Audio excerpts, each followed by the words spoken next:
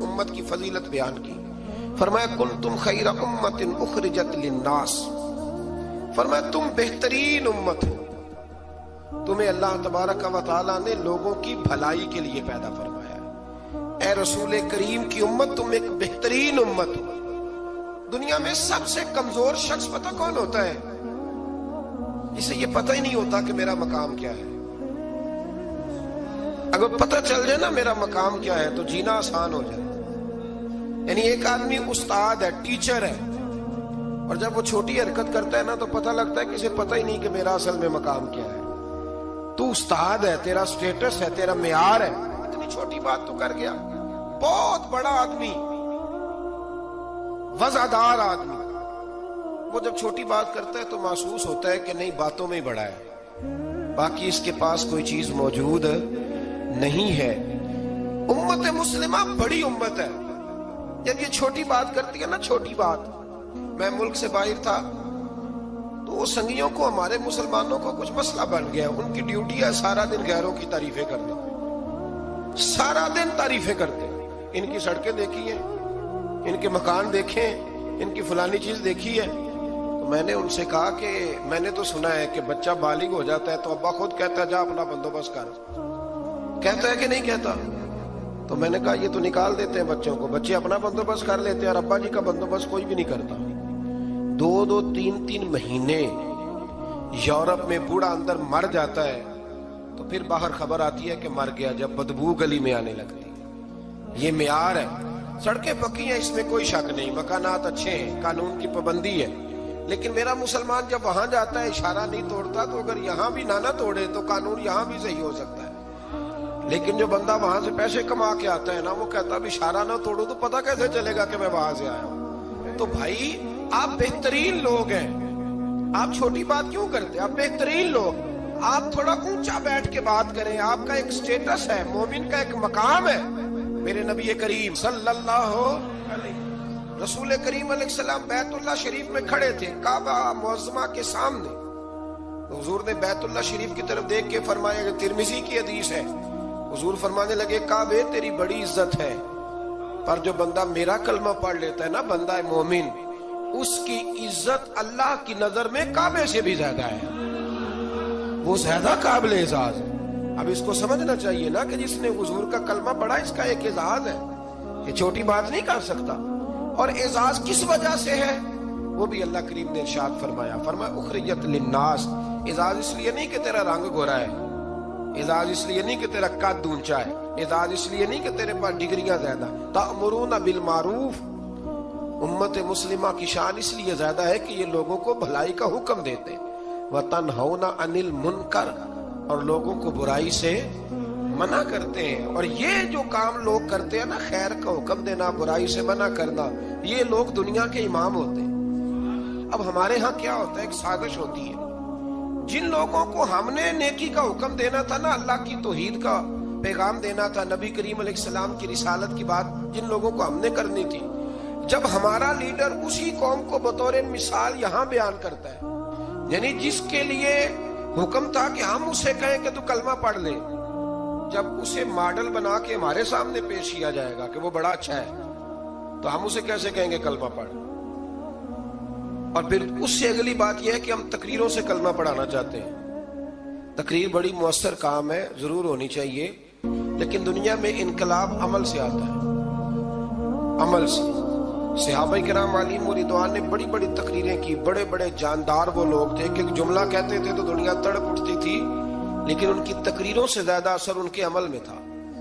حضرت باجید بستامی رحمت اللہ علیہ کا زمانہ تھا، تو ایک یہودی اور مسلمان کی دوستی تھی. تو اس یہودی نے مسلمان سے کہا کہ یار ہماری بڑی دوستی ہے تو دوستی پکی رہنی چاہیے. تو مسلمان کہنے لگا بالکل پکی رہے گی، میرے دل میں بھی بڑے دنوں سے خواہش تھی کہ دوستی پکی ہو جائے.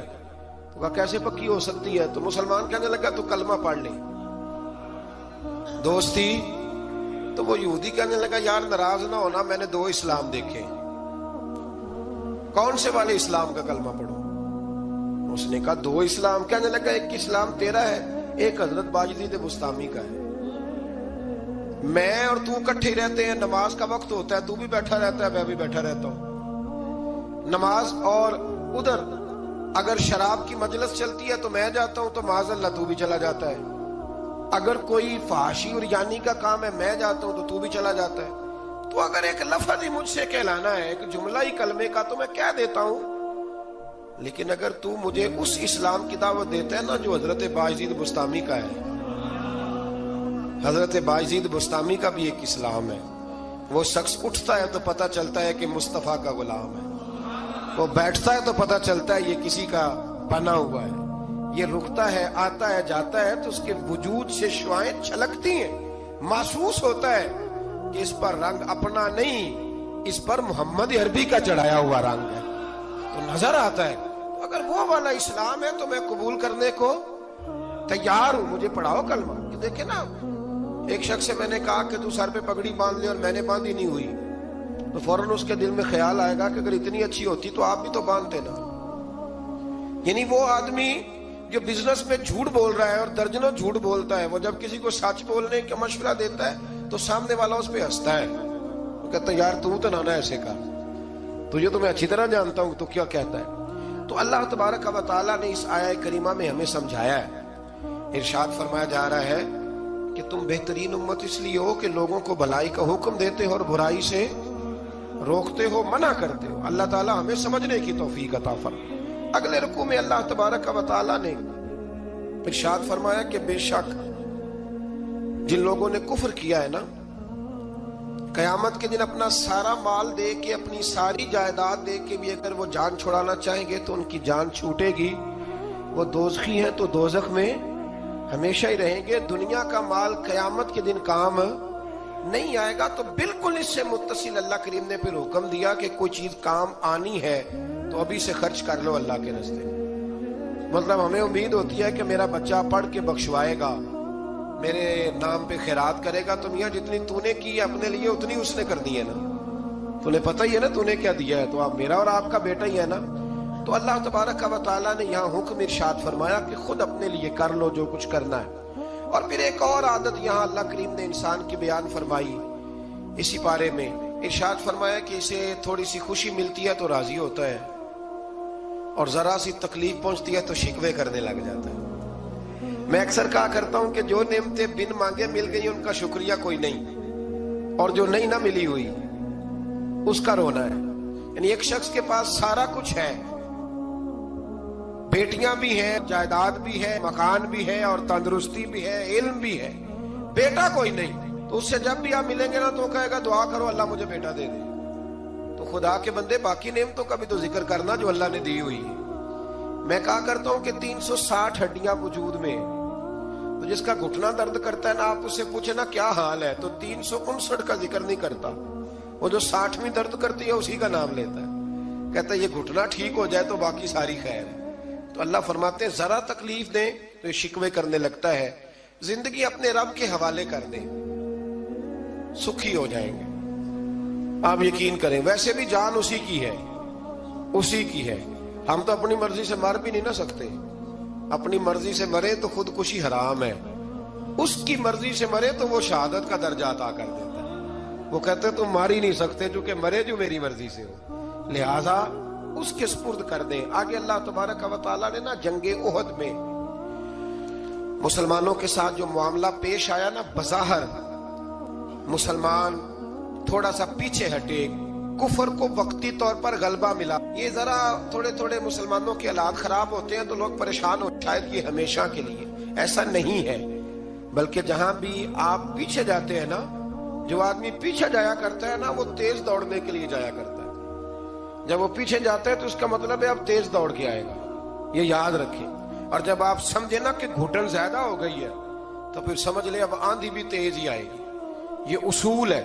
اگر کبھی آزمائش زیادہ آتی ہے تو پھر اللہ آسانی بھی زیادہ عطا فرماتا ہے. تو مسلمانوں کو ذرا کمزوری ہوئی تو پریشان ہو گئے. تو رب کریم نے فرمایا پریشان نہ ہو، وہ وقت نہیں تمہیں یاد والا قد نصرکم اللہ ببدر وانتم اذلہ، جب ہم نے تمہاری بدر میں مدد کی تھی حالانکہ تم کمزور تھے. اب تو تم ہزاروں میں ہو تو 313 تھے، رب نے تمہاری مدد فرمائی تھی. فرمایا احد میں اگر مشکل آ گئی ہے تو پریشان نہ ہو، اللہ اگلے میدانوں میں بھی تمہاری ضرور مدد فرمائے گا. پھر اسی پارے میں اللہ کریم نے نا دوڑنے کا حکم دیا ہے، فرمایا دوڑو. کس طرف؟ فرمایا وَسَارِعُوا إِلَىٰ مَغْفِرَةٍ مِّن رَبِّكُمْ، دوڑو دوڑو دوڑو اپنے رب کی بخشش کی طرف دوڑو. اور کدھر دوڑو؟ فرمایا وَجَنَّةٍ أَرْضُهَا السَّمَاوَاتُ وَالْأَرْضُ، اس جنت کی طرف دوڑو جس کی صرف چوڑائی زمین اور آسمان کے برابر ہے. اللہ کریم نے چوڑائی بتا دی، فرمایا جنت کی چوڑائی اتنی ہے جتنے زمین و آسمان ہے. تمہیں چوڑائی بتا دیا، باقی لمبائی کا حساب کرتے رہنا. اور میرے رسول کریم علیہ السلام نے تو جنت کا مضمون سمیٹا تو حضور نے جملوں میں حادی کر دی. بڑی نعمتیں بیان کر کے نا، بڑی نعمتیں بیان کر کے حضور فرمانے لگے اللہ نے تمہارے لیے بڑا کچھ بنایا ہے، اور اتنا کچھ بنایا ہے نہ کسی آنکھ نے دیکھا، نہ کسی کان نے سنا، اور نہ تمہارے دل پہ کبھی خیال ہی گزرا ہو. جو نعمتیں رب نے تمہارے لیے جنت میں تیار کی ہوئی. تو اس میں اللہ تبارک و تعالیٰ نے اس بات کی طرف بھی ذکر فرمایا. پھر اسی پارے کے اندر اللہ کریم نے غصہ پینے والوں کو اور معاف کرنے والوں کو کہا کہ یہ وہ والی نیکی ہے جو اللہ کو بڑی پسند ہے. ہمارے زمانے میں غصہ پینے والی عمر آتی کوئی نہیں. چھوٹی عمر میں کہتے ہیں بچہ اس لیے ضدی ہے، جوان ہو جائے تو کہتے ہیں خون گرم ہے، بوڑھا ہو جائے تو کہتے ہیں انہوں پتہ ہی نہیں لگتا. تو بھائی یہ بتائیں پھر درگزر کی عمر کون سی ہے؟ بچہ تھا تو ضدی تھا، اور جوان تھا تو خون گرم تھا، بوڑھا ہو گیا تو اب چڑچڑا ہو گیا. تو بھائی معاف کرنے کی عمر کون سی ہے؟ میرے رسول کریم علیہ السلام نے زندگی میں دکھ زیادہ دیکھے. حضور فرماتے ہیں جتنا مجھے ستایا گیا کسی کو نہیں ستایا گیا. حضرت جابر ابن عبداللہ فرماتے ہیں میں نے اپنے محبوب کو جب بھی دیکھا مسکراتے ہی دیکھا اور معاف کرتے ہی دیکھا. تو مہربانی فرمائیں والکاظمین الغیظ والعافین عن الناس، غصہ پینے والے، لوگوں کو معاف کرنے والے. واللہ یحب المحسنین، فرمایا یہ وہ نیکوکار ہے جن سے اللہ محبت فرماتا ہے. غصہ پینے والوں اور معاف کرنے والوں سے اللہ محبت فرماتا ہے. پھر آگے انہی آیات کے اندر اللہ تبارک و تعالیٰ نے مسلمانوں کو یہ حکم دیا ہے کہ جب تم سے کوئی غلطی ہو جائے، جب تم بھول جاؤ تو پھر تم اپنے رب کی بارگاہ میں معافی مانگو، اور جب تم معافی مانگو گے اللہ تبارک و تعالیٰ اپنے فضل سے تمہیں معاف فرما دے گا. پھر اللہ تبارک و تعالیٰ نے بڑی شرح و بسط کے ساتھ اس بات کا ذکر فرمایا تفصیل کے ساتھ. احد کے اندر جب لوگ پریشان ہوئے تھے تو وہ شدید آزمائش کا شکار تھے، تو مالک کریم نے انہیں تسلی دی، فرمایا یہ تمہاری آزمائش وقتی ہے، آنے والے وقت میں اللہ تمہیں کامیابیاں عطا فرمائے گا. احد کے بعد پھر جتنا بھی جہاد ہوا سب میں میرے رب نے کامیابیاں عطا فرمائی. پھر اسی پارے میں اللہ تبارک و تعالیٰ نے آیت نمبر 159 کے اندر رب کریم نے نبی کریم علیہ السلام کی سیرت کا ایک خاص پہلو بیان فرمایا ہے.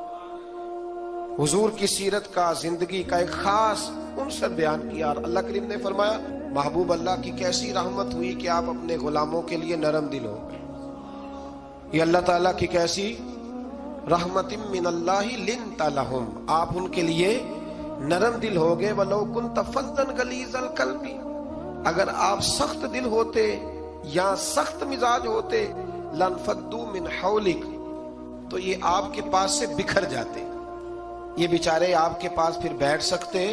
یہ سخت مزاج جو آدمی ہوتا ہے اس کے پاس لوگوں کا جم غفیر نہیں ہوتا، اس کے پاس سے لوگ ٹوٹنے لگ جاتے. اچھا وہ اور چکر میں پڑ جاتا، کہتا دیکھا میرا روب، کوئی میرے پاس نہیں بیٹھتا، کسی کی ضرورت ہے میرے پاس بیٹھے. میں نے کہا روب نہیں جناب، آپ مان کیوں نہیں لیتے کہ آپ اخلاقی طور پہ بڑے کمزور ہیں؟ آپ کے اپنے بچے بھی، میں ابا جی کو جانتا ہوں، کئیوں کو جو گھر جاتے ہیں تو بچے چھپتے ہیں اور تسبیح پڑھتے ہیں کہ ابا جی واپس کب جائیں گے گھر سے. تو یہ کوئی معیار ہے؟ رسول کریم صلی اللہ تعالی علیہ وسلم کی طبیعت کے اندر وہ خاصیت تھی کہ ہر چھوٹا بڑا میرے محبوب کی بارگاہ میں جا کے اپنا دکھڑا سنا لیا کرتا. حضور معاف کرتے تھے، نبی پاک محبت فرماتے تھے. تو اپنی زندگی کے اندر وہ سارے معاملات پیدا کریں. ہم خوابوں کی دنیا میں زندہ رہتے ہیں کہ چلو ٹھیک ہے جی میرا بڑا روب چل رہا ہے، کوئی آدمی میرے قریب نہیں بیٹھتا، تو یہ کوئی کمال نہیں. نبی پاک علیہ السلام کی سیرت کا کمال یہ ہے کہ حضور تک رسائی آسان تھی. ہر آدمی اپنی بات بڑی آسانی کے ساتھ حبیب کریم کی بارگاہ میں عرض کر لیتا تھا. ایک آیت ہے جی جو آپ نے بڑی ضروری یاد رکھنی ہے، یہ آیت نمبر 179 ہے. اس پر آپ نے ضرور توجہ کرنی ہے، ضرور غور کرنا ہے۔ ایک چھوٹا سا مسئلہ لوگ بڑا اس کو الجھا دیتے ہیں، اللہ کریم نے اس آیہ کریمہ میں اس کا بھی بیان فرمایا ہے۔ اسی پارے میں سورہ آل عمران میں فرمایا وَمَا كَانَ اللَّهُ لِيُطْلِعَكُمْ عَلَى الْغَيْبِ وَلَكِنَّ اللَّهَ يَجْتَبِي مِن رُّسُلِهِ مَن يَشَاءُ۔ فرمایا اللہ کی یہ شان نہیں کہ عام لوگوں کو غیب کا علم دے، لیکن اپنے رسولوں میں سے جسے چاہتا ہے اسے چن لیتا ہے۔ عام لوگوں کو اللہ اپنے غیب پر مطلع کرتا، لیکن اپنے رسولوں میں سے جسے چاہتا ہے اسے، یہ سورہ آل عمران ہے۔ کوئی کسی تفسیر میں آپ نہ جائیں، سادہ ترجمہ کسی کا کیا ہوا پڑھ لیں، عام لوگوں کو اللہ غیب پر اطلاع دیتا نہیں، لیکن اپنے رسولوں میں سے جس کو چاہتا ہے اسے چن لیتا۔ حضرت عمر فاروق فرماتے ہیں رسول کریم کے علم پر کچھ منافقین نے اعتراض کیا کہ ہم پیچھے نمازیں پڑھتے ہیں، انہیں ہمارا علم نہیں، تو کہتے ہیں نبی کریم منبر پر بیٹھے فجر کے بعد، تو فرمایا پوچھو کیا پوچھنا ہے۔ حضور نے اتنا بیان کیا کہ ظہر کی نماز ہو گئی، پھر زور پڑھ کے حضور دوبارہ منبر پر بیٹھے، اتنا بیان کیا کہ عصر ہو گئی، پھر عصر پڑھ کے حضور منبر پر بیٹھے، اتنی باتیں بیان کی کہ مغرب ہو گئی۔ حضرت عمر کہتے ہیں حضور نے ہمیں اتنی باتیں بتائیں کہ جہنمی جہنم میں چلے گئے، جنتی جنت میں چلے گئے۔ اور حضور پھر بیان کرتے ہے کوئی پوچھنے والا تو پوچھو مجھ سے کیا پوچھنا چاہتے ہو۔ ہمارے استاد تھے، شیخ تھے علامہ تحسین رضا صاحب بریلی شریف میں، انہوں نے ایک قطعہ کہا تھا بڑا شاندار، کہنے لگے علم غیب رسول کے منکر اس حقیقت کو بھول جاتے ہیں، غیب مانا کہ راز ہے لیکن راز اپنوں سے کب چھپاتے ہیں۔ اور اعلیٰ حضرت نے تو قلم توڑ دیے، فرمانے لگے اور کوئی غیب تم سے نہا ہو بھلا جب خدا ہی نہ چھپا رہا۔ جو سب سے بڑا غیب ہے جب نبی پاک نے اسے ہی دیکھ لیا ہے تو پیچھے کیا رہ گیا۔ تو اس لیے اس آیہ کریمہ میں اللہ کریم نے اس مسئلے کو حل فرما دیا۔ ہاں ایک بات ضرور ہے، اس پر ضرور آپ حضرات توجہ کریں کہ اللہ کے انبیاء کی اور نبی کریم علیہ السلام کی بھی کوئی چیز بھی، کوئی طاقت بھی ذاتی نہیں، جو بھی ہے اللہ کا عطا کرتا ہے، کوئی چیز بھی ذاتی، علم غیب بھی ذاتی نہیں، اللہ کا دیا ہوا ہے۔ آگے سورہ نساء آ جاتی ہے۔ سورہ نساء کے اندر نا اللہ کریم نے بالکل آغاز میں ارشاد فرمایا کہ یا ایھا الناس اتقوا ربکم الذی خلقکم من نفس واحدہ، اے لوگو اپنے رب سے ڈرو جس نے تمہیں ایک جان سے پیدا فرمایا۔ ایک بہت بڑے پیر صاحب کے صاحبزادے نے نا ایک شخص سے کہا کہ میرا ذرا خیال کرنا، میں فلاں بزرگ کا صاحبزادہ ہوں۔ تو آدمی کہنے لگا تو بھی ذرا خیال کرنا، میں بھی نبی کا صاحبزادہ ہوں۔ اس نے کہا تو کس نبی کا؟ کہنے لگے حضرت آدم علیہ السلام کا۔ تو چپ کر گیا، کہنے لگا بات تیری ٹھیک ہے، کیونکہ سارے حضرت آدم کی اولاد ہے۔ یہ جو قبائل بنائے جاتے ہیں نا، قبیلے، یہ تعارف کے لیے بنائے جاتے ہیں، صرف تعارف کے لیے کہ پتہ چل جائے اس کا فلاں قبیلے سے تعلق ہے، اس کا۔ اور برادریوں میں بھی جو قبیلے ہوتے تھے وہ ایک برادری کی بھی مختلف شاخیں ہوتی تھیں، مختلف شاخیں۔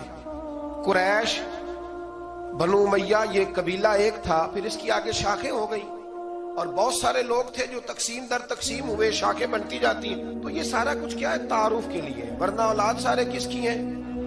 حضرت۔ اور نبی پاک علیہ السلام نے جب خطبہ دیا نا حجت الوداع کا، تو حضور نے اعلان فرما دیا، فرمایا نہ کوئی بڑا ہے، نہ کوئی چھوٹا ہے، نہ کوئی گورا ہے، نہ کوئی کالا ہے، نہ کوئی عربی ہے، نہ کوئی اجمی ہے۔ ہاں ان اکرمکم عند اللہ اتقاکم، اللہ کی نظر میں اس کی عزت زیادہ ہے جو زیادہ پرہیزگار ہے۔ ابھی تک یہ مصیبت بنی ہوئی ہے ہمارے معاشرے میں، ابھی تک برادریزم کی، اور کوئی عجیب سا ہی معاملہ ہے، سمجھ میں نہیں آتا کہ یہ کہاں جا کے حل ہوگا۔ ایک ہی برادری سے دو لوگ ہیں، ان سے کہا گیا کہ جناب وہ آپ نے کہا تھا کہ راجپوت فیملی میں رشتہ مل جائے تو اچھا ہے، تو مل گیا، کر لے۔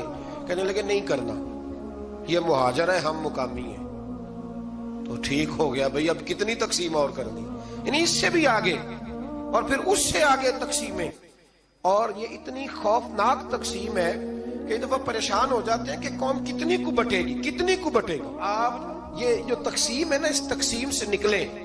اب آپ یہ مزاج بنائیں کہ بھئی یہ نہیں کہ ان کو کھانا بنانا نہیں آتا، معاملہ یہ ہے کہ ان کا ٹیسٹ اپنا ہے ہمارا ٹیسٹ، تھوڑی وحدانیت کی طرف جائیں، امت واحدہ بننے کی کوشش کریں۔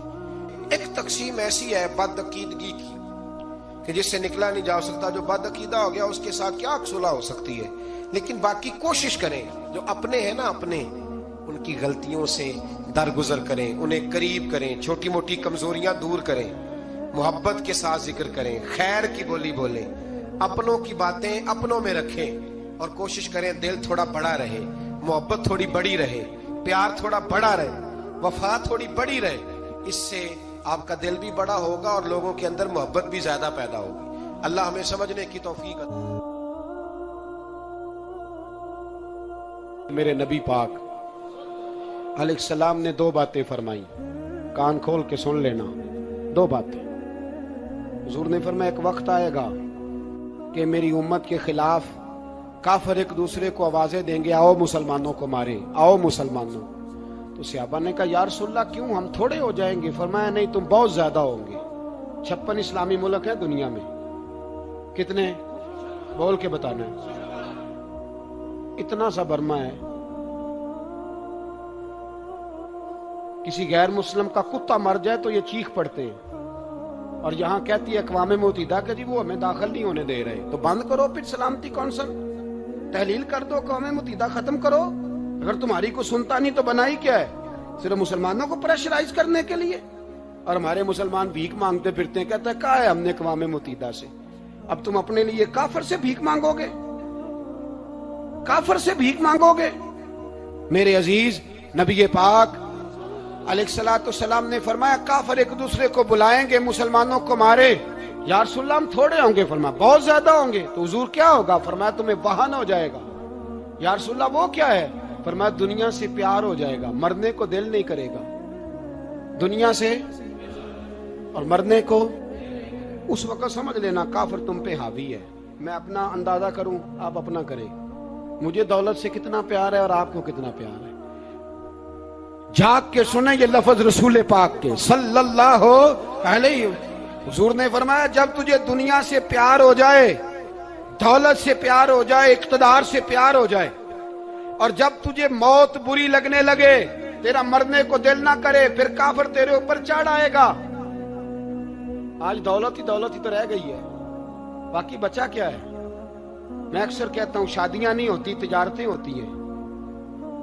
لڑکی والے کہتے ہیں کہ لڑکا زیور کتنا ڈالے گا، لڑکے والے کہتے ہیں لڑکی جہیز کتنا لائے گی۔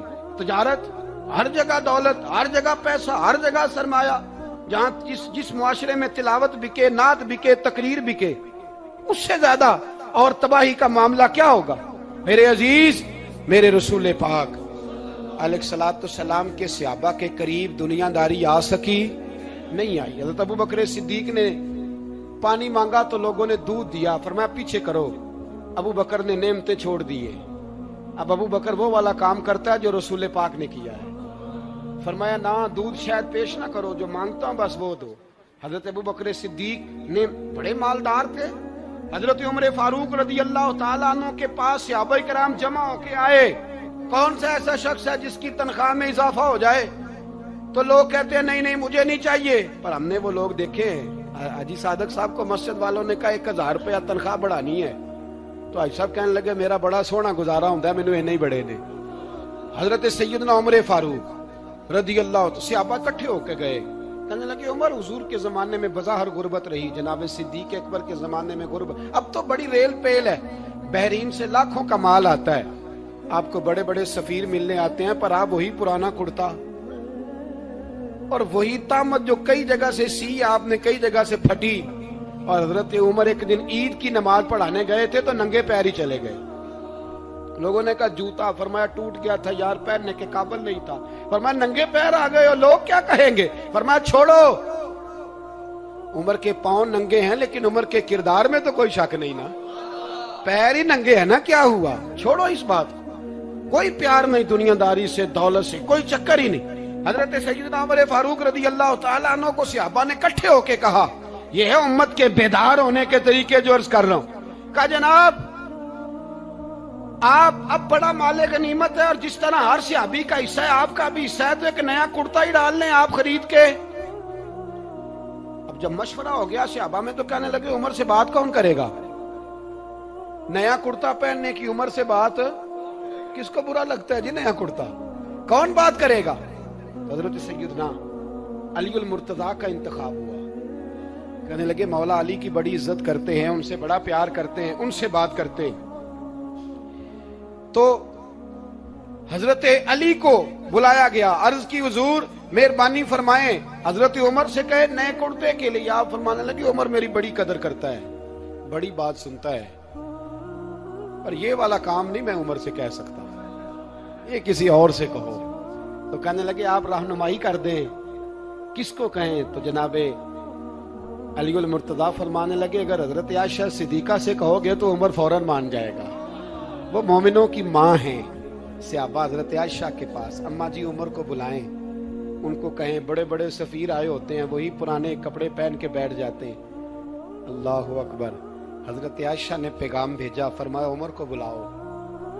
उमर फारूक दौड़े हुए आए, पर्दे के पीछे हजरत आयशा के पास घुटनों के बल, अम्मा जी देर तो नहीं कर आया मैं आने में, हुक्म हो, हुजूर के घर से पैगाम आया, बड़े बड़े सफीरों को छोड़ के भागे। हजरत आयशा सिद्दीका कहने लगी उमर देखो जायज पैसे हो तो इस्लाम अच्छे लिबास से मना नहीं करता, अब बड़ा बड़ा माल आया है, अब तेरा भी हिस्सा है, तो सहाबाए किराम की ख्वाहिश है कि नया कुर्ता पहन लो, बड़े बड़े सफीर आते हैं, हर्ज भी कोई नहीं, जायज भी है, को मना नहीं। हजरत उमर ने गर्दन झुका, जी अम्मा जी, जी अम्मा जी, जी अम्मा जी। हजरत आयशा कहती हैं बात खत्म हुई, उमर ने गर्दन उठाई तो उमर की दाढ़ी आंसुओं से भरी हुई। कहती है मुझे कहने लगे अम्मा जी मैं तो सिर्फ मस्जिद में देखा करता था, आप तो मुस्तफा को दिन रात देखती थी, जिस तरह के कुर्ते आमना के लाल ने पहने हैं मुझे भी पहना दो, मैं तैयार हूँ, मैं पहन लूंगा, मैं तैयार हूँ, पर जिस तरह के मेरे नबी ने पहने। हजरत आयशा कहती है मैं फूट के रोई, मेरा पल्लू आंसुओं से भर गया। फरमाती है मैं उमर की बात सुनती गई तो मेरा पल्लू आंसुओं से, मैंने कहा उमर तू जा, तू ठीक है। फरमाती है उमर फारूक सलाम करके उठे, अमीरुल मोमिनीन चले गए, इस कोने में सहाबा छुपे हुए थे, वो आए, अम्मा जी क्या बात हुई, तो मैं फिर रो पड़ी। मैंने कहा क्या बताऊं, तुम्हें पुराने कुर्ते नजर आते हैं, उसे मोहम्मद अरबी के जलवे नजर आते हैं, उसे रसूलुल्लाह का रंग नजर आता है, उसे वो गुलामी नजर आती है। उमर को दुनिया से प्यार, और दुनिया से प्यार नहीं था, दुआ पता क्या थी, यूं झोली उठा के अल्लाह मरजुकना शहादतन फी सबीलिक वजल मौत फी बलद हबीबिक, अल्लाह उमर को बिस्तरे वाली मौत न देना, मौत शहादत की देना, और मैं मैदान में जाके नहीं मरना चाहता, मुझे रसूलुल्लाह के शहर में मौत चाहिए, बाहर जाके नहीं, यही मैदान लगे मदीने में, यही मौत आए, असबाब बना, मैं मदीना भी नहीं छोड़ना चाहता। ओ भाई इन लोगों को नहीं प्यार था। जनाब सिद्दीक अकबर का विसाल हुआ तो जहर के असर से, वो जो आपको जहर लगा था, बाद मुफस्सिरीन ने लिखा है कभी कभी वो जो सांप ने डसा था तो कभी कभी उसका असर आता था, बस अल्लाह ने शहादत देनी थी कभी कभी, वरना तो बड़ी शिफाएं थी। हजरत उमर शहीद, हजरत उस्मान, जनाब अली, इमाम हसन, इमाम हुसैन, अली अकबर, अली असगर, हजरत अब्बास, हजरत साद बिन मुआज, हजरत अमीर हमजा, मुसअब इब्न उमैर। मेरे महबूब ने तो लिस्ट बनाई शहीदों की, लिस्ट बनाई शहीदों की। शहादत से प्यार किया रसूलुल्लाह सल्लल्लाहु अलैहि वसल्लम के गुलामों ने, प्यार किया शहादत से, इसीलिए तो काफिर उठ नहीं सका कि शहादत से हजरत साद बिन मुआज रदी अल्लाह तआला अन्हु को जख्म लग गया, जंग से जिंदा आ गए लेकिन जख्म है, रो के कहने लगे महबूबा सारे शहीद हो गए, मैं ऐसे ही रह गया। हुजूर ने फरमाया नहीं, रब तुझे भी शहादत की मौत ही अता फरमाएगा। उसी जख्म में पर्दा हो गया। मेरे भाई हजरत अमर बिन जमू रदी अल्लाह तआला अन्हु 4 बेटे लेके ओहद के मैदान में आए, कहा महबूबा मेरे 4 ही थे, मैं सारे ले आया हूँ, सारे ही कबूल है? और मैं ठीक है। फिर खुद भी जीरा पहन ली, एक टांग से लंगड़े थे, टांग छोटी थी। हुजूर ने फरमाया तूने क्यों लिबास पहन लिया है? کہا حضور میں نے بھی تو جہاد پہ جانا ہے نا. تو حضور نے فرمایا تیرے 4 بیٹے جو جا رہے ہیں.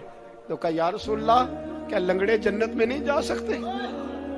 حضور لنگڑے اللہ کو قبول نہیں، میں نہیں جا سکتا. تو میرے نبی پاک صلی اللہ علیہ وسلم نے فرمایا نہیں، جنت تو تیرا انتظار کر رہی ہے. کہا حضور پھر میں بھی جاؤں گا، بچے جائیں گے تو میں بھی جاؤں گا. ایک بی بی احد کے دن 3 سال کا بچہ لے کے گھر سے نکلی. بیبیوں کو کہتی ہے میرا خامد بھی بدر میں شہید ہوا، بھائی بھی اور باپ بھی. آج حضور نے پھر بلایا ہے. دل کرتا تھا کوئی جوان بیٹا ہوتا تو میں پیش کرتی، پر اب میرے پاس یہ 3 سال کا ہی ہے. بچہ لیا مدینے میں مسجد نبوی میں. حضرت بلال سے کہنے لگی 2 منٹ حضور کا دیدار چاہیے. نبی پاک آئے. کیسے آئی ہو؟ کہنے لگی محبوبہ میں شہید کی بیٹی، شہید کی بہن، شہید کی بیوہ ہوں. میرے پاس اب جوان تو کوئی نہیں، یہ 3 سال کا ہی ہے. حضور نے مسکرا کے فرمایا یہ کرے گا کیا؟ کرے گا. کہنے لگی حضور سنا ہے اسلحہ تھوڑا ہے، ڈھال کی ضرورت ہے. لوہے کی ڈھال ہوتی تھی، جب تلوار آتی تھی تو آگے کی جاتی تھی. کہا محبوبہ میرا شہید کی اماں بننے کو بڑا دل کرتا ہے، یہ میرا 3 سال کا لے جاؤ، جب تیر آپ کی طرف آیا تو میرا بیٹا آگے کر دینا، یہ ڈھال کا کام تو دے گا نا. ہنستے ہوئے محبوب کی آنکھوں میں آنسو آئے. بچے کو پکڑ کے سینے سے لگایا، ماتھا چوما، فرمایا جا تیرے ساتھ وعدہ ہے قیامت کے دن تجھے شہید کی اماں کہہ کے ہی پکارا جائے گا. وعدہ ہے تیرے ساتھ تجھے شہید کی. میرے بھائی مرنے کو دل ہی نہیں مسلمان. میرے نبی پاک صلی اللہ علیہ وسلم نے فرمایا جس کے دل میں کبھی شہادت کی آرزو پیدا نہیں ہوئی اس کے سینے میں دھڑکنے والا دل مومن کا ہے ہی نہیں، وہ تو منافق ہے. جو کبھی دین کے رستے میں شہید ہونے کو، میرے بھائیوں دین کو بڑی ضرورت ہے، بڑی ضرورت ہے، بڑی.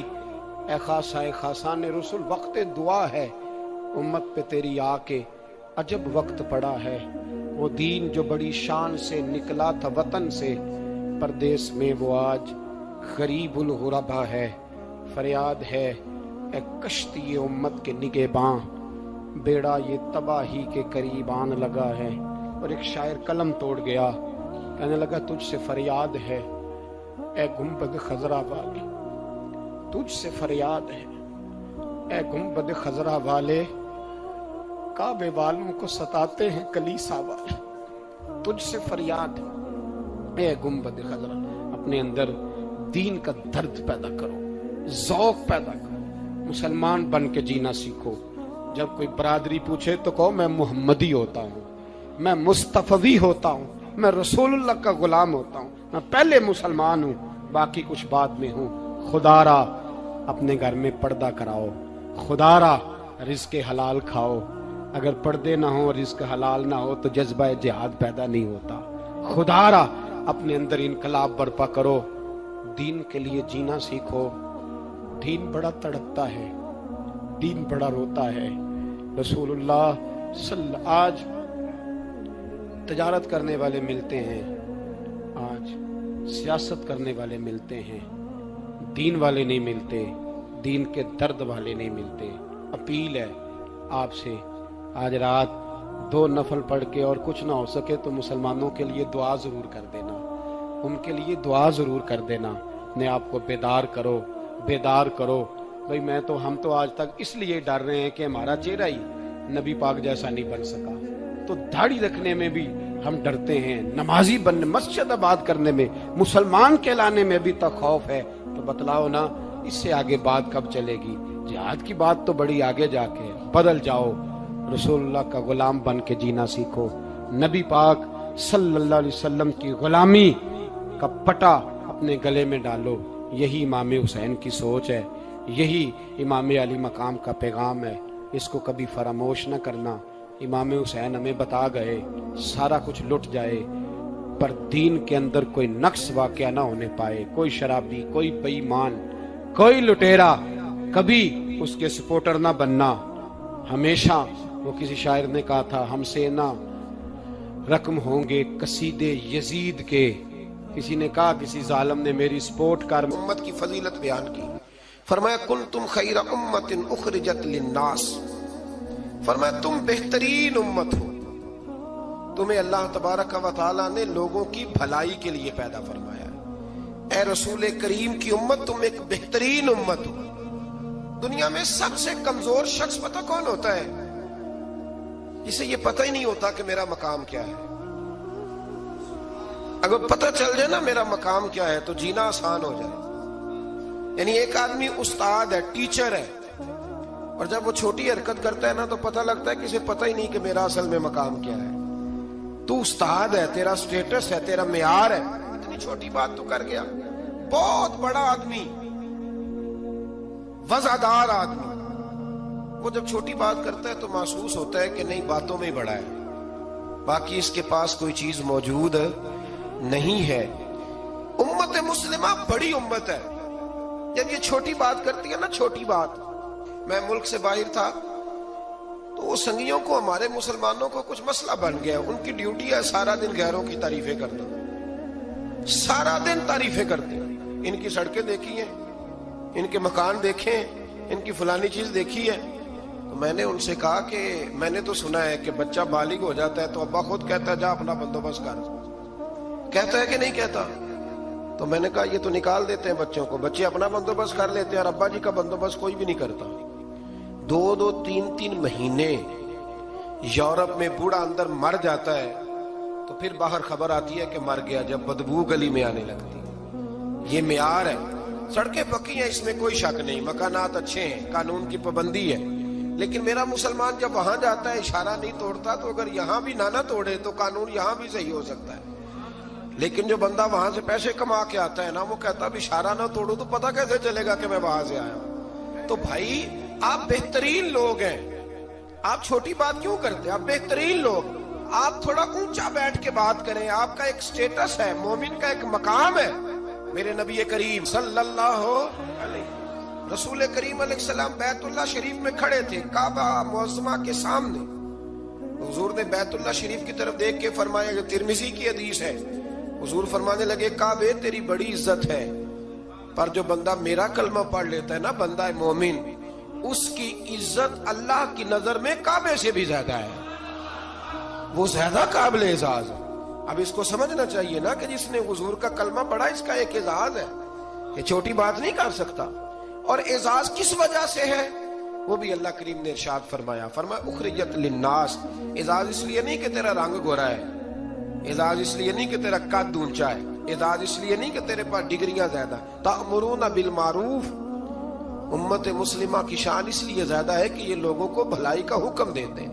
وَتَنْهَوْنَ عَنِ الْمُنْكَرِ، اور لوگوں کو برائی سے منع کرتے ہیں. اور یہ جو کام لوگ کرتے ہیں نا، خیر کا حکم دینا، برائی سے منع کرنا، یہ لوگ دنیا کے امام ہوتے ہیں. اب ہمارے ہاں کیا ہوتا ہے، ایک سازش ہوتی ہے. جن لوگوں کو ہم نے نیکی کا حکم دینا تھا نا، اللہ کی توحید کا پیغام دینا تھا، نبی کریم علیہ السلام کی رسالت کی بات جن لوگوں کو ہم نے کرنی تھی، جب ہمارا لیڈر اسی قوم کو بطور مثال یہاں بیان کرتا ہے، یعنی جس کے لیے حکم تھا کہ ہم اسے کہیں کہ تو کلمہ پڑھ لے، جب اسے ماڈل بنا کے ہمارے سامنے پیش کیا جائے گا کہ وہ بڑا اچھا ہے، تو ہم اسے کیسے کہیں گے کلمہ پڑھ؟ اور پھر اس سے اگلی بات یہ ہے کہ ہم تقریروں سے کلمہ پڑھانا چاہتے ہیں. تقریر بڑی مؤثر کام ہے، ضرور ہونی چاہیے، لیکن دنیا میں انقلاب عمل سے آتا ہے، عمل سے. صحابہ کرام علیہم رضوان نے بڑی بڑی تقریریں کی، بڑے بڑے جاندار وہ لوگ تھے کہ ایک جملہ کہتے تھے تو دنیا تڑپ اٹھتی تھی، لیکن ان کی تقریروں سے زیادہ اثر ان کے عمل میں تھا. حضرت بایزید بسطامی رحمۃ اللہ علیہ کا زمانہ تھا، تو ایک یہودی اور مسلمان کی دوستی تھی. تو اس یہودی نے مسلمان سے کہا کہ یار ہماری بڑی دوستی ہے تو دوستی پکی رہنی چاہیے. تو مسلمان کہنے لگا بالکل پکی رہے گی، میرے دل میں بھی بڑے دنوں سے خواہش تھی کہ دوستی پکی ہو جائے. وہ کیسے پکی ہو سکتی ہے؟ تو مسلمان کہنے لگا تو کلمہ پڑھ لے دوستی. تو وہ یہودی کہنے لگا یار ناراض نہ ہونا، میں نے 2 اسلام دیکھے، کون سے والے اسلام کا کلمہ پڑھوں؟ اس نے کہا 2 اسلام. کہنے لگا ایک اسلام تیرا ہے، ایک حضرت بایزید بسطامی کا ہے. میں اور تو اکٹھے رہتے ہیں، نماز کا وقت ہوتا ہے تو بھی بیٹھا رہتا ہے، میں بھی بیٹھا رہتا ہوں نماز. اور ادھر اگر شراب کی مجلس چلتی ہے تو میں جاتا ہوں، تو معاذ اللہ تو بھی چلا جاتا ہے. اگر کوئی فحاشی اور یعنی کا کام ہے میں جاتا ہوں تو تو بھی چلا جاتا ہے. تو اگر ایک لفظ ہی مجھ سے کہلانا ہے، ایک جملہ ہی کلمے کا، تو میں کہہ دیتا ہوں. لیکن اگر تو مجھے اس اسلام کی دعوت دیتا ہے نا جو حضرت باجید بستامی کا ہے، حضرت باجید بستامی کا بھی ایک اسلام ہے. وہ شخص اٹھتا ہے تو پتہ چلتا ہے کہ مصطفیٰ کا غلام ہے، وہ بیٹھتا ہے تو پتہ چلتا ہے یہ کسی کا بنا ہوا ہے، یہ رکتا ہے، آتا ہے، جاتا ہے تو اس کے وجود سے شعائیں چھلکتی ہیں، محسوس ہوتا ہے کہ اس پر رنگ اپنا نہیں، اس پر محمد عربی کا چڑھایا ہوا رنگ ہے، تو نظر آتا ہے. تو اگر وہ والا اسلام ہے تو میں قبول کرنے کو تیار ہوں. مجھے پڑھاؤ کلمہ. دیکھیں نا، ایک شخص سے میں نے کہا کہ تو سر پہ پگڑی باندھ لے، اور میں نے باندھی نہیں ہوئی، تو فوراً اس کے دل میں خیال آئے گا کہ اگر اتنی اچھی ہوتی تو آپ بھی تو باندھتے نا. یعنی وہ آدمی جو بزنس میں جھوٹ بول رہا ہے اور درجنوں جھوٹ بولتا ہے، وہ جب کسی کو سچ بولنے کا مشورہ دیتا ہے تو سامنے والا اس پہ ہنستا ہے، وہ کہتا ہے یار تو نہ ایسے کر، تجھے تو میں اچھی طرح جانتا ہوں تو کیا کہتا ہے. تو اللہ تبارک و تعالیٰ نے اس آیہ کریمہ میں ہمیں سمجھایا ہے.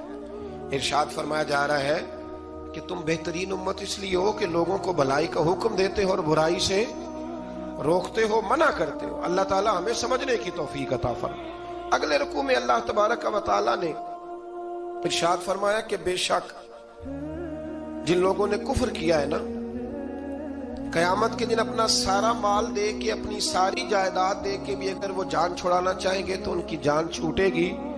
وہ دوزخی ہیں تو دوزخ میں ہمیشہ ہی رہیں گے. دنیا کا مال قیامت کے دن کام نہیں آئے گا. تو بالکل اس سے متصل اللہ کریم نے پھر حکم دیا کہ کوئی چیز کام آنی ہے تو ابھی سے خرچ کر لو اللہ کے راستے. مطلب ہمیں امید ہوتی ہے کہ میرا بچہ پڑھ کے بخشوائے گا، میرے نام پہ خیرات کرے گا، تو میاں جتنی تو نے کی ہے اپنے لیے اتنی اس نے کرنی ہے نا. تو نے پتہ ہی ہے نا تو نے کیا دیا ہے، تو آپ میرا اور آپ کا بیٹا ہی ہے نا. تو اللہ تبارک و تعالیٰ نے یہاں حکم ارشاد فرمایا کہ خود اپنے لیے کر لو جو کچھ کرنا ہے. اور پھر ایک اور عادت یہاں اللہ کریم نے انسان کی بیان فرمائی اسی پارے میں. ارشاد فرمایا کہ اسے تھوڑی سی خوشی ملتی ہے تو راضی ہوتا ہے، اور ذرا سی تکلیف پہنچتی ہے تو شکوے کرنے لگ جاتا ہے. میں اکثر کہا کرتا ہوں کہ جو نعمتیں بن مانگے مل گئی ان کا شکریہ کوئی نہیں، اور جو نہیں نہ ملی ہوئی اس کا رونا ہے. یعنی ایک شخص کے پاس سارا کچھ ہے، بیٹیاں بھی ہیں، جائیداد بھی ہے، مکان بھی ہے، اور تندرستی بھی ہے، علم بھی ہے، بیٹا کوئی نہیں، تو اس سے جب بھی آپ ملیں گے نا تو کہے گا دعا کرو اللہ مجھے بیٹا دے دے. تو خدا کے بندے باقی نعمتوں کا بھی تو ذکر کرنا جو اللہ نے دی ہوئی ہے. میں کہا کرتا ہوں کہ 360 ہڈیاں وجود میں ہیں، تو جس کا گھٹنا درد کرتا ہے نا آپ اس سے پوچھیں نا کیا حال ہے، تو 359 کا ذکر نہیں کرتا، وہ جو 60ویں درد کرتی ہے اسی کا نام لیتا ہے، کہتا ہے یہ گھٹنا ٹھیک ہو جائے تو باقی ساری خیر ہے. تو اللہ فرماتے ہیں ذرا تکلیف دیں تو یہ شکوے کرنے لگتا ہے. زندگی اپنے رب کے حوالے کر دیں، سکھی ہو جائیں گے. آپ یقین کریں ویسے بھی جان اسی کی ہے، اسی کی ہے. ہم تو اپنی مرضی سے مر بھی نہیں نہ سکتے. اپنی مرضی سے مرے تو خودکشی حرام ہے، اس کی مرضی سے مرے تو وہ شہادت کا درجہ عطا کر دیتا ہے. وہ کہتے تم مار ہی نہیں سکتے چونکہ مرے جو میری مرضی سے، لہذا اس کے سپرد کر دیں. آگے اللہ تبارک و تعالیٰ نے نا جنگ احد میں مسلمانوں کے ساتھ جو معاملہ پیش آیا نا، بظاہر مسلمان تھوڑا سا پیچھے ہٹے، کفر کو وقتی طور پر غلبہ ملا. یہ ذرا تھوڑے تھوڑے مسلمانوں کے حالات خراب ہوتے ہیں تو لوگ پریشان ہو، شاید یہ ہمیشہ کے لیے. ایسا نہیں ہے، بلکہ جہاں بھی آپ پیچھے جاتے ہیں نا، جو آدمی پیچھے جایا کرتا ہے نا وہ تیز دوڑنے کے لیے جایا کرتا ہے. جب وہ پیچھے جاتا ہے تو اس کا مطلب ہے اب تیز دوڑ کے آئے گا، یہ یاد رکھیں. اور جب آپ سمجھے نا کہ گھٹن زیادہ ہو گئی ہے تو پھر سمجھ لیں اب آندھی بھی تیز ہی آئے گی. یہ اصول ہے. اگر کبھی آزمائش زیادہ آتی ہے تو پھر اللہ آسانی بھی زیادہ عطا فرماتا ہے. تو مسلمانوں کو ذرا کمزوری ہوئی تو پریشان ہو گئے، تو رب کریم نے فرمایا پریشان نہ ہو، وہ وقت نہیں تمہیں یاد والا قد نصرکم اللہ ببدر وانتم اذلہ، جب ہم نے تمہاری بدر میں مدد کی تھی حالانکہ تم کمزور تھے. اب تو تم ہزاروں میں ہو تو 313 تھے، رب نے تمہاری مدد فرمائی تھی. فرمایا احد میں اگر مشکل آ گئی ہے تو پریشان نہ ہو، اللہ اگلے میدانوں میں بھی تمہاری ضرور مدد فرمائے گا. پھر اسی بارے میں اللہ کریم نے نا دوڑنے کا حکم دیا ہے. فرمایا دوڑو. کس طرف؟ فرمایا وسارعوا الی مغفرۃ من ربکم، دوڑو دوڑو دوڑو اپنے رب کی بخشش کی طرف دوڑو. اور کدھر دوڑو؟ فرمایا وَجَنَّةٍ أَرْضُهَا السَّمَاوَاتُ وَالْأَرْضُ، اس جنت کی طرف دوڑو جس کی صرف چوڑائی زمین اور آسمان کے برابر ہے. اللہ کریم نے چوڑائی بتا دی. فرمایا جنت کی چوڑائی اتنی ہے جتنے زمین و آسمان ہے. تمہیں چوڑائی بتا دیا، باقی لمبائی کا حساب کرتے رہنا. اور میرے رسول کریم علیہ السلام نے تو جنت کا مضمون سمیٹا تو حضور نے جملوں میں حد ہی کر دی. بڑی نعمتیں بیان کر کے بڑی نعمتیں بیان کر کے حضور فرمانے لگے اللہ نے تمہارے لیے بڑا کچھ بنایا ہے، اور اتنا کچھ بنایا ہے نہ کسی آنکھ نے دیکھا، نہ کسی کان نے سنا، اور نہ تمہارے دل پہ کبھی خیال ہی گزرا ہو، جو نعمتیں رب نے تمہارے لیے جنت میں تیار کی ہوئی. تو اس میں اللہ تبارک و تعالیٰ نے اس بات کی طرف بھی ذکر فرمایا. پھر اسی پارے کے اندر اللہ کریم نے غصہ پینے والوں کو اور معاف کرنے والوں کو کہا کہ یہ وہ والی نیکی ہے جو اللہ کو بڑی پسند ہے.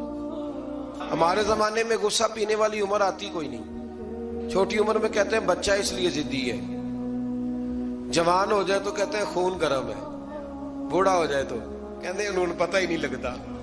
تو بھائی یہ بتائیں پھر درگزر کی عمر کون سی ہے؟ بچہ تھا تو ضدی تھا، جوان تھا تو خون گرم تھا، بوڑھا ہو گیا تو اب چڑچڑا ہو گیا. تو بھائی معاف کرنے کی عمر کون سی ہے؟